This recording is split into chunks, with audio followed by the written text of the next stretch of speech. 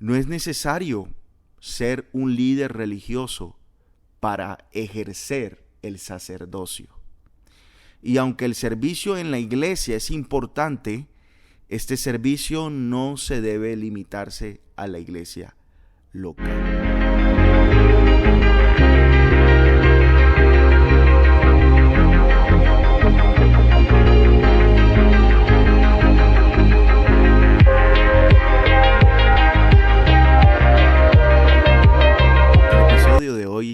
Lo tengo titulado, es una pregunta y dice, ¿en qué trabajas? Y tengo acá una cita de Alex San Pedro que dice, nuestra vocación es nuestro sacerdocio.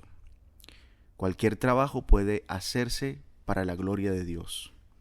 Es tan cristiano cocinar, fregar o escribir como componer, predicar o estudiar ingeniería industrial.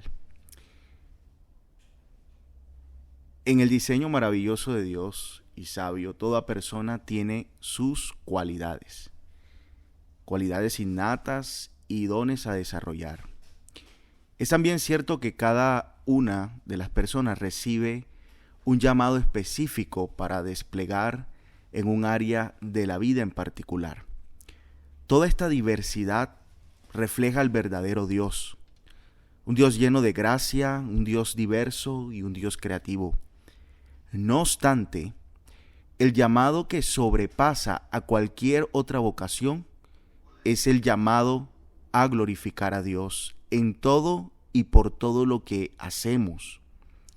El creyente debe ser consciente que su vida no está dividida en compartimientos, una vida sagrada y otra secular, manifestando de esta manera un tipo de, como lo llaman algunos autores, esquizofrenia o doble vida. Es molesto también cómo la sociedad desvalora algunas vocaciones, otorgando mayor importancia a unas más que a otras. Como es el caso de la maternidad, por ejemplo, que es desvalorada en nuestra sociedad. Las artes, que en algún tiempo pues los padres no querían que estudiaran ese tipo de carreras o profesiones, y el deporte, que hoy en día ya pues han tomado cierto privilegio, pero todavía hay cierto estigma. Nuestra vocación es nuestro sacerdocio, dice Alex San Pedro. Lo que desarrollamos en nuestra cotidianidad con los dones y cualidades dados por Dios apuntarán a su alabanza. Alabarán a Dios o lo deshonrarán. Nuestros dones, nuestra vocación y nuestro sacerdocio beneficiará al prójimo o lo perjudicará. No es necesario ser un líder religioso para ejercer el sacerdocio. Y aunque el servicio en la iglesia es importante, este servicio no se debe limitarse a la iglesia local. Lo que quiero decir con todo esto es que para servir a Dios no necesariamente yo tengo que estar en una plataforma religiosa. Básicamente es con mi don, con mi profesión, con mi llamado, puedo ser y soy un sacerdote y puedo servir a Dios en los diferentes contextos donde nos desenvolvemos. Un ejemplo del desconocimiento de estas verdades sucedió en la Edad Media, donde el pueblo era rebajado a nada y quienes supuestamente eran agradables a los ojos de Dios eran exclusivamente los clérigos y gobernantes, es decir, eran las profesiones más importantes y de mayor valor en aquel momento. Pero el protestantismo, años después, recalcó la doctrina del sacerdocio de todos los creyentes para demostrar que todos vivimos bajo el ojo de Dios. Coram Deo era la frase en latín. Aún así, en años posteriores, la ignorancia de esta enseñanza siguió arruinando vidas. La enseñanza de que solamente había algunas profesiones importantes más que otras, o que solamente a través del sacerdocio eclesiástico yo podría servir a Dios.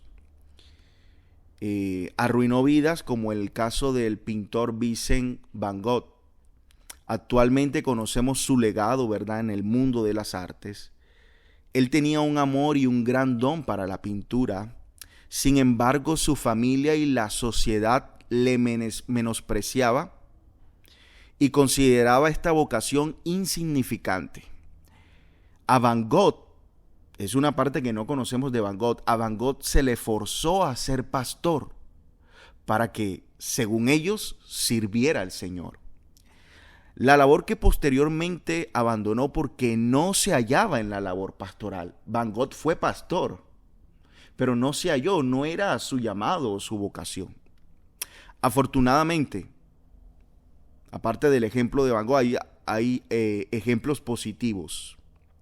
Por ejemplo, en la música, convencido de que Dios le proporcionó la dádiva de hacer música, Johann Sebastian Bach dedicaba sus obras al único Dios verdadero, dejando en ellas la siguiente firma: SDG, que es otra frase en latín que es Soli Deo Gloria, solo a Dios la gloria.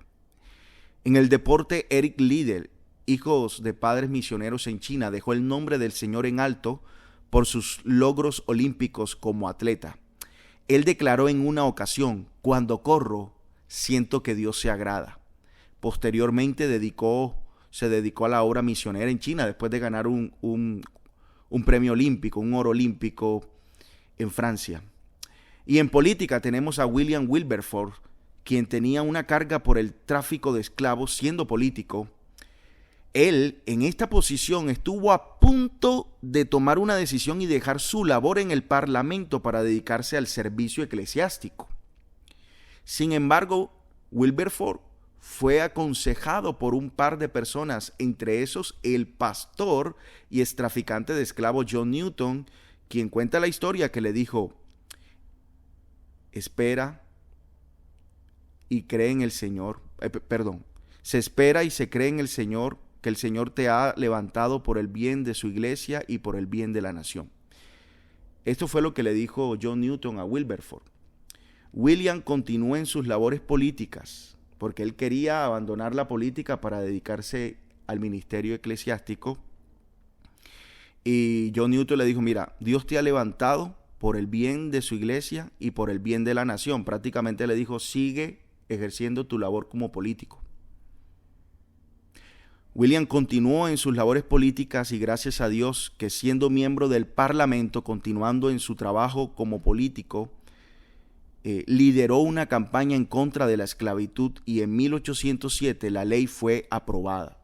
Se abolió el tráfico de esclavos y eso es gracias a la decisión que él tomó de no abandonar esa vocación, porque a través de la política él entendió, y gracias a John Newton también como pastor, que le dio un buen consejo, entendían que a Dios se le puede servir en diferentes vocaciones. Y esta pregunta es para cada uno de nosotros. Yo ahora soy pastor, pero entiendo que Dios ha entregado diferentes dones. ¿Eres músico? ¿Eres docente? ¿Eres abogado? ¿Eres ama de casa? ¿Cree que lo que haces es poca cosa? No, Dios te ha dado ese don. Sírvele, glorifícale haciéndolo bien. Hazlo para su gloria. Y esta pregunta también es para los pastores. Pastores, ¿piensas que tu llamado es menor que los otros? ¿O piensas que es mayor? Aprendamos de estos y vivamos para la gloria de Dios en cualquier labor que desarrollemos. Mire lo que dice 1 Corintios 10:31. Así que, sea que coman o beban o cualquier otra cosa que hagan, háganlo todo para la gloria de Dios. Espero que te haya gustado esta nota teológica y bueno, que tengas un buen día.